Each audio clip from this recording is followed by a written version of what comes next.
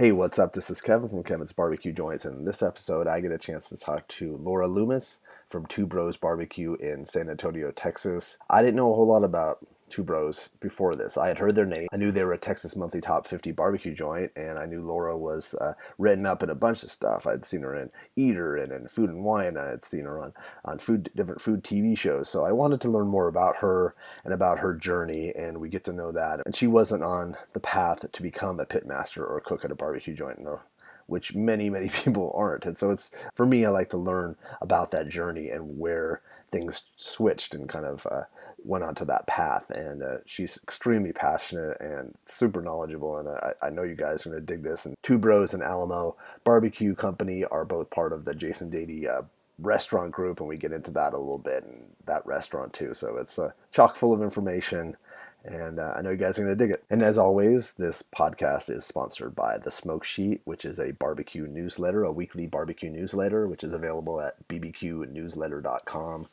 It was started by Ryan Cooper, who is at Barbecue Tourist, and Sean Ludwig, who is at NYC BBQ, who both have traveled the country going to barbecue joints.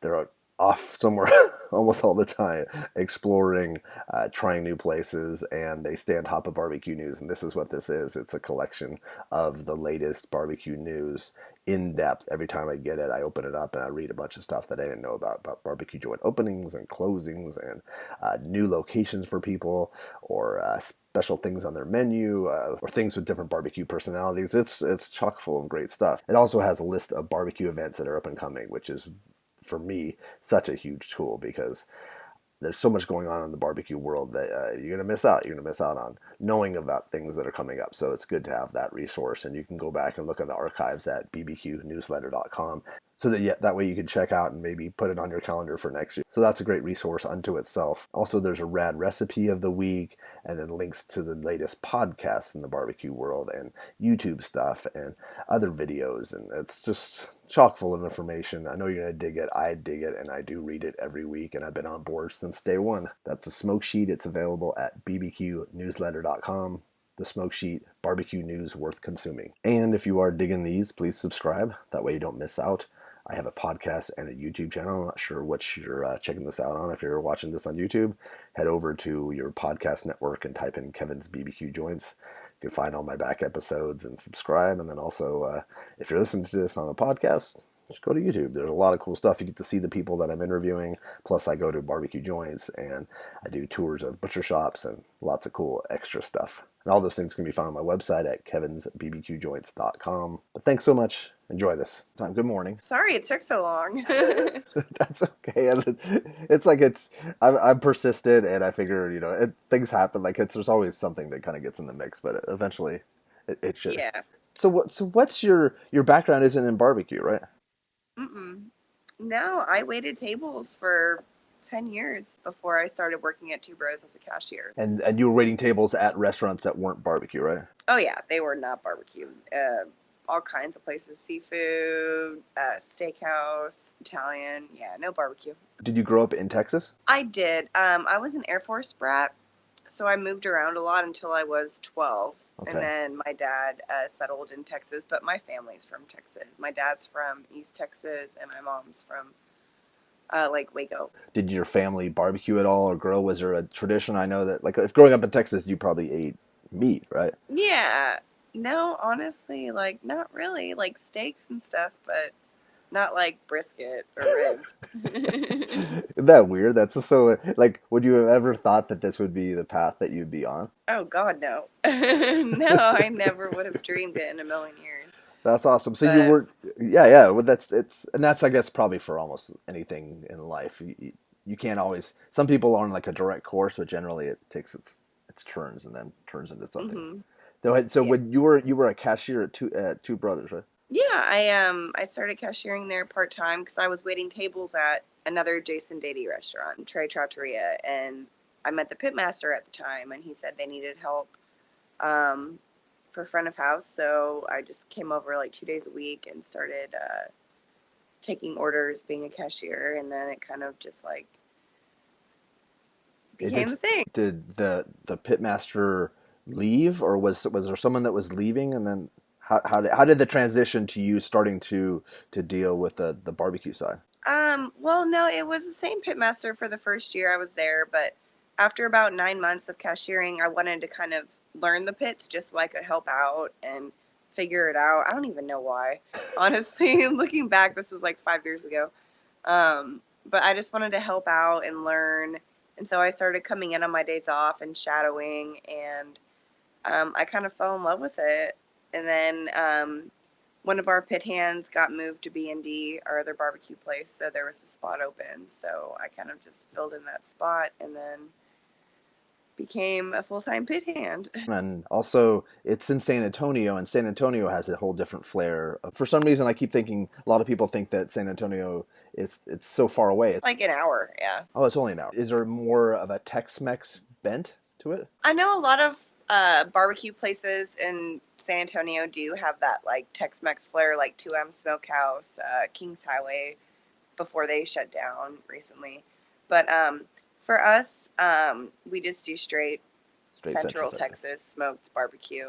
There's no tortillas, you know. But yeah, it is becoming a thing now. And Valentina's Tex-Mex barbecue up in Austin, or close to Austin, they do like brisket tacos and stuff. So it is definitely something that's coming about. But as far as Two Bros is concerned, we don't do any sort of Tex-Mex. Yeah, because sadly I have not been to Two Bros yet, and it's somewhere that it's something. It's all, it's been on my list. Were you slowly falling in love? Like, I think that this might be something that I'm going to be doing for a long time, or was this you're helping out and it's kind of you just want to do a bunch of different things at the restaurant, so it's just got a good way to distract yourself. No, I didn't see myself, like, I didn't really know what direction I was on, but I literally just did it because I fell in love with the restaurant and with the customers and the food, and I just wanted to help out, and I didn't ever foresee becoming pitmaster. That was never my intention, but I also didn't intend to, like,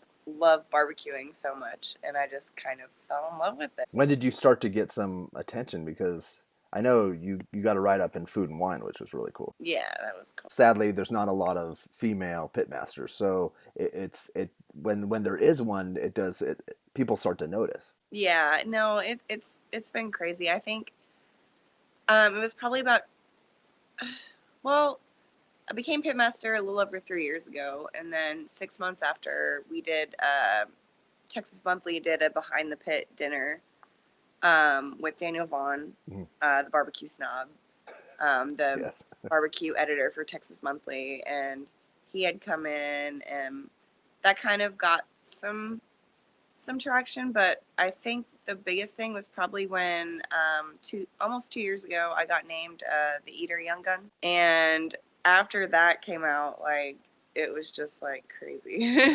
Did it put Two Bros on the map for some people that didn't know about it? You know, it wasn't that crazy of a difference, but I definitely had more people coming up to me and being like, "Oh, I'm here," because, like, well, after the Eater thing came out, then I was on like Andrew Zimmern show, and then Cheap Eats and all this television stuff. So that kind of got that springboarded, I guess. Yeah, just a lot of people coming up to me and being like, "Oh, I'm here because I saw you on this or whatever," and I'm like, "Oh my gosh, that's so crazy." So for people to know, how big is the restaurant and what are the hours too? I mean, it has pretty good. Like, there's a huge patio that can fit like 200 people outside. Okay. We're open 7 days a week, Monday through Saturday, 10:30 to 8:30, and then Sundays 11 to 7. So we are lunch and dinner every day. And I know a lot of places close like Monday, Tuesday, but no, like we're open every day. That's great to know too. If people come down to make a little barbecue trek, they know that they can come to dinner for you guys. That's a really big deal. I think that there's not a lot of barbecue places that are open for dinner. Yeah, I know. How are you guys? Like, is that a fun little way to shuffle? Do you have a couple shifts that go on to make sure that you can accommodate? Yeah, well, I have about 4 pit hands. So when I'm not there, I have my main guys there because obviously I don't want to work 7 days a week. No. But I'm off Mondays and Tuesdays, so I have my head pit guy there, in my absence. Everybody does things the same way. There's consistency. It's the same system, same cycle. So we all do everything the same way. So even if I'm not there, I know that it's being done the right way. And if people show up at round 6, can they get close to a full menu? Yeah, typically, maybe Saturdays. Sometimes we sell out, brisket kind of early, but for the most part, yeah, like we'll have food up until close, and we'll usually start selling out about like 7:30ish. Okay. So what's the Alamo BBQ company? What's the how did that come about? Basically, my boss, Jason Dady, he owned this restaurant, and it was a tapas bar before, like Spanish appetizers and stuff. But it wasn't doing so hot, so he decided to try out barbecue with it, and it opened last May, and it's really been doing really good. Is that a similar menu to Two Bros? It's similar. The main difference is that it's full service. So Okay. you don't order and grab a tray. It's like you have a waiter who comes and gets your drink order and your food order. They bring you the food. So that's really the only difference. The rub is a little different on the brisket and the ribs, but besides that, it's pretty comparable to Two Bros. You went there and you got them up to speed. You were working there for a while, and now that they're... I was working there for the first few months. I was there 3 days a week, and then for a couple months I was there 1 day a week, and then, like I said, my apprentice kind of like took over. So he's over there now 5 days a week and doing really well. Do you eventually want to own your own place, or is that something that you like to have your own restaurant, or do pop-ups, or do something kind of special? I mean, I'd be lying if I said I didn't want to. Mm-hmm. That's kind of the goal for me right now. Yeah. My 5-year plan, open my own place one day. Would that be, do you think you want to stay in San Antonio, or are there other places in Texas or outside of Texas that you... I feel like the barbecue scene right now is so... Saturated, I guess, would be a term. Yes, that's it. It's so saturated. I would like to maybe think about either going to the coast or out of state. But I just feel like there's so much barbecue in San Antonio and Austin and everywhere that, like, I don't know. And it's amazing how many more places are opening up all the time, too. I know. It's like every time, like, I'm on Facebook or something, I see, like, a new article, like, oh, new barbecue restaurant thing. And I'm just like, oh, my God, another one? And what's funny is that, most of them are pretty successful. If they're putting out good like, quality food, yeah. And, and that's what, that I'm really proud of, is that Two Bros has remained super busy and still, because when Two Bros first opened in 2009, actually 10 years ago next month, Wow. there was like no barbecue in town. Mm-mm. And so we drew in that business. But the fact that we've been able to stay steady and stay busy with all of these new barbecue restaurants is really something cool. That's a huge accomplishment, and that's something that it's quite amazing. And it's also too, you guys were the first place that really were serving quality barbecue in San Antonio. Mm-hmm, yeah. So you should be on, and that's another reason why I wanted to do this, is I want to make sure people, they like, the 2M gets a lot of press, and rightfully so. They make great food, but it's something that people should stop at you guys' place too, right? Yeah, they should. And and that's one of my, not qualms, but, you see the clientele at, like, 2M and Franklin's, and it's people who get there early, wait in line. It's all, like, dudes in their 20s and 30s. Like, you don't ever see families, Mm-hmm. You don't see a family waiting in line at 2M at 10 o'clock. And that's kind of, why I love Two Bros, because we're family. We have the playground and the patio, and so we attract a totally different kind of business, but it's equally as good. Does that make sense? No, that makes complete sense. Yeah. And that's what I love. It's like, you don't have to come and wait in line for 3 hours. And obviously a family with like 5-year-old kids isn't going to do that. But Two Bros allows that, good barbecue experience without the 3-hour wait in line, That's actually the takeaway that I wanted from this. That is a great takeaway, because that's good for people to know that if they're watching this or listening to this, they can know that they can bring their family. Because like you said, not everyone wants to spend 3 hours in line for barbecue. Also too, the people, the diehards, the fanatics like myself or anybody else listening, they can go to you guys too and have a normal meal. They don't have to. They don't have to wait. You don't always have to wait in line for a great barbecue. Yeah. So, is there anything about San Antonio, anything else about San Antonio, restaurants wise, that people, if they're coming in, they go to Two Bros, but they also, are there places that you can recommend in San Antonio that are cool spots they should not miss? Oh yeah, and San Antonio just got voted, I think last year, some like up and coming culinary, like San Antonio's like taking off I've right heard. now.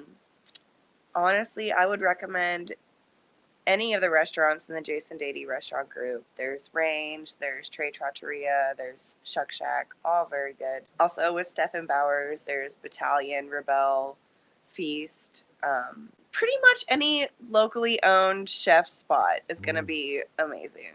Wow. And I've eaten at most of them. And I thank you for doing what you're doing. And is there any advice for, say, you're a female pitmaster, or you want to be a female pitmaster, or pitmaster in general? I hate to just make it one type of person, but if there's a girl that's listening to this, what would you recommend in this world that's kind of dominated by men? I would say there's going to be haters. Obviously, I've had a lot of haters, and instead of letting that affect you negatively, take it and let it motivate you. That's great advice. I have taken a lot of motivation from haters and people who said that I couldn't do it, and that motivated me to do it. That's awesome. That's great. Take it and just turn it into a positive, because there's, even now, like there's people who don't.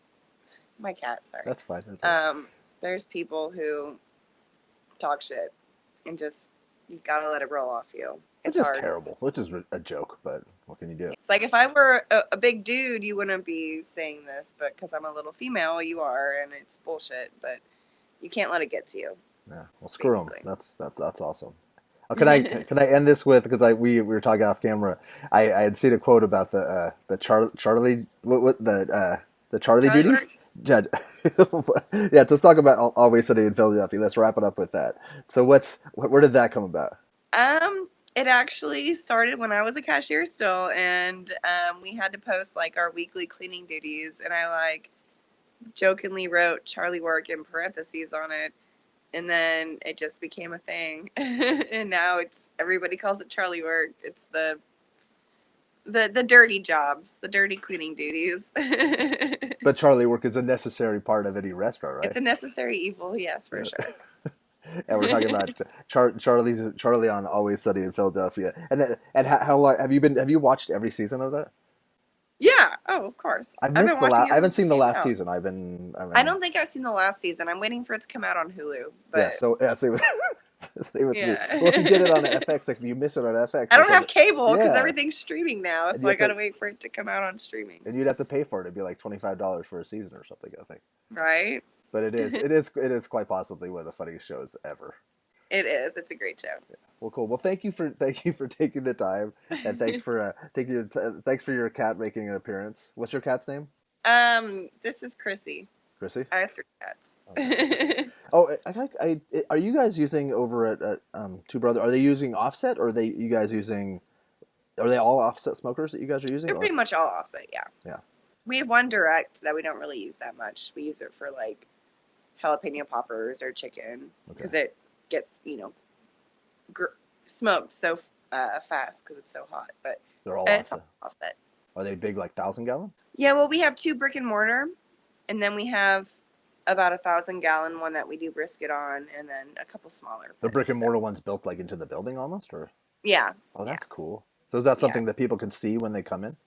Yeah, I give tours all the time. Oh, that's so cool. Okay. Well, thank you so much for taking the time, and I hope you have a good week and keep doing what you're doing. Oh, thank you, Kevin. All right, take care. Thanks.